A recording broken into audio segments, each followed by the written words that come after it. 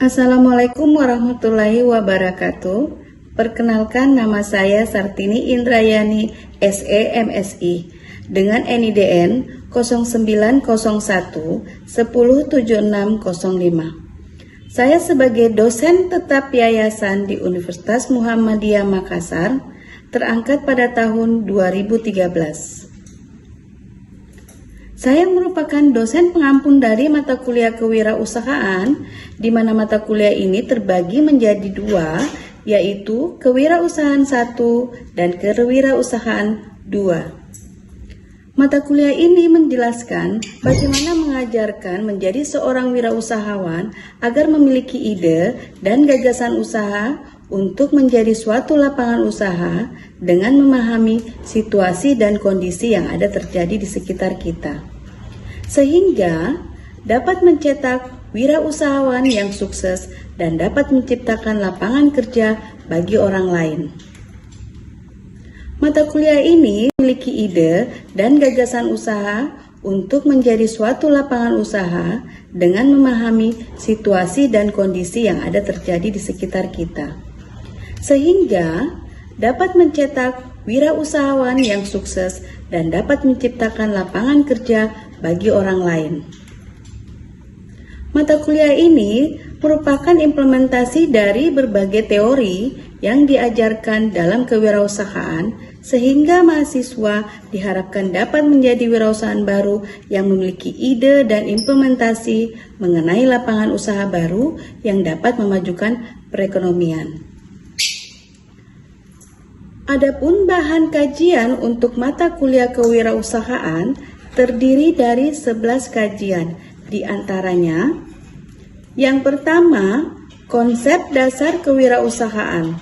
Yang kedua, sikap pribadi wirausaha.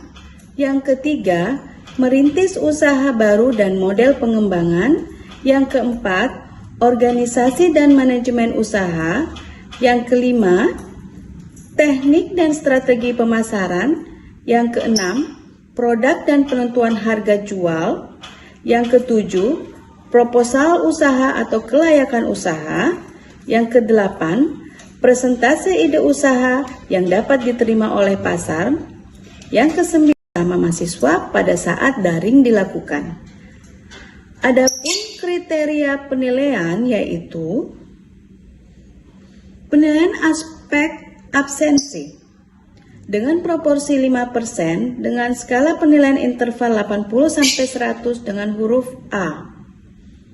Yang kedua, activity completion dengan proporsi 10% dengan skala interval 65 sampai dengan 80 dengan huruf B. Yang ketiga, format assessment dengan kuis sebanyak 5% dengan skala interval 50 sampai dengan 65 dengan huruf C. Sedangkan tugas pertama proporsinya 5% dengan skala interval 40 sampai dengan 50 dengan huruf D. Tugas lain dengan proporsi 5% dengan skala interval 0 sampai 40 dengan huruf E. Untuk summative assessment, tugas proyek dengan proporsi 40%. Sedangkan untuk UTS dengan proporsi 5% dan untuk UAS dengan proporsi 15%. Selanjutnya untuk contoh pembelajaran saya tampilkan dalam video berikut. Yang mana hari ini kita masuk ke pertemuan kelima ya.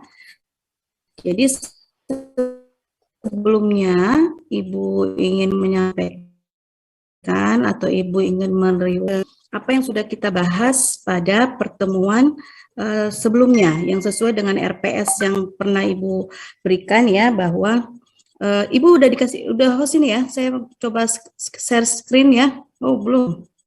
Ada yang bisa bantu ini? Tolong, Ibu belum hostnya supaya Ibu bisa memberikan share screen-nya, Nak. Sudah Bu, baik. Sudah saya jadikan host. Baik, terima kasih ya. Jadi baik. Jadi adik-adik, jadi sebelumnya kan Ibu kita udah masuk ke pertemuan kelima ya. Seperti yang RPS yang pernah Ibu berikan atau apa namanya kepada adik-adik ya, pernah melampirkan kepada adik utama. Nah, kita sekarang masuk kepada pertemuan yang kelima, Jadi ini minggu kelima ya. Nah, minggu keempat ini ya, minggu keempat yang kemarin itu kita sudah membahas tentang motivasi dan pengembangan wirausaha. Nah, hari ini kita masuk ke 5 masih berkaitan dengan minggu keempat ya. Jadi pembahasan kita kali ini adalah kita masih membahas tentang motivasi, inovasi dan segala macam. Jadi oke, sebelum saya mulai, minggu lalu kayaknya saya ada tugas ya? Ya nak ya? Ada Ibu. Iya Bu, kayaknya ya. Iya, ada tugas. Oke. Semua udah mengerjakan ya? Tugasnya udah dikirim via email? Classroom Udah ya? Sudah saya kirimkan Bu via email. Oke, baik. Ini yang minggu kemarin ya, berkenaan dengan ide dan motivasi ini ya. Ini udah semua kan ya? Ini yang minggu lalu. Iya Bu, sudah. Ini udah ya. Jadi saya merewind kembali bahwa kita berbicara tentang ide dan kreativitas. Ya, apa itu kreativitas? Adik-adik udah tahu apa itu ide, kayak gimana, dan kreativitas itu harus diwujudkan kayak gimana bentuknya, kalian udah tahu. Jadi kayak begini ya. Ini adalah salah satu contoh bentuk kreativitas. Oke. Nah, ini tugasnya dari minggu lalu ya. Sebentar coba nanti setelah perkuliahan hari ini nanti kita masuk ke tugas yang kemarin yang sudah Ibu berikan kepada adik-adik. Jadi nanti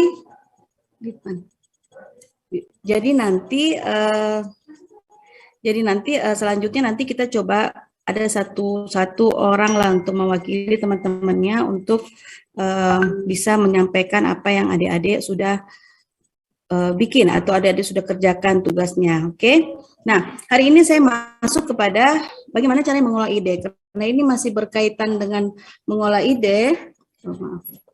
Terima kasih Nak ya. Ya. Jadi hari ini masih berkaitan dengan mengolah ide. Jadi kalau minggu lalu kan kita berbicara tentang ide, dan sekarang kita berbicara bagaimana caranya kita mau mengolah ide itu sendiri. Ya, kalau kita berbicara tentang tunggu sebentar. Mahasiswa? Sudah. Nah ini lagi jalan, mati nih. Ulang lagi. Dia masih saya suruh rekod. Saya tes ini satu kelas, nanti sebentar saya yang rekod lagi kita. Ya ini masuk dong ini rekodku. Hah? Nggak apa-apa? Oh, ya udah. Oke Adek, kita lanjut dulu ya. Kita lanjut. Jadi sekarang kita berbicara tentang bagaimana caranya mengolah ide, ya. Bagaimana caranya mengolah ide. Kemarin kalau kita berbicara kreativitas, sekarang kita bicara ide. Jadi apa itu ide? Bagaimana cara mengolahnya? Atau ide itu kalau dalam bahasa Inggrisnya kita biasa sebut dengan brainstorming, ya.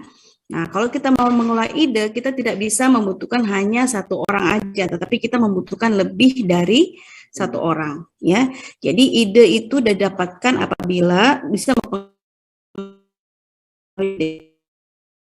itu apabila kita dapat dari orang lain. Jadi kalau misalkan kita cuma sendiri, kita mau punya ide, ya pasti kan atau memberikan input-input, masukan kepada ide-ide yang kreatif. Nah, pertanyaannya Ibu adalah kira-kira menurut adik-adik kalau berbicara ide segala macam, kira-kira itu siapa yang paling banyak idenya ya? Kalau misalkan yang paling apa sih istilahnya ya?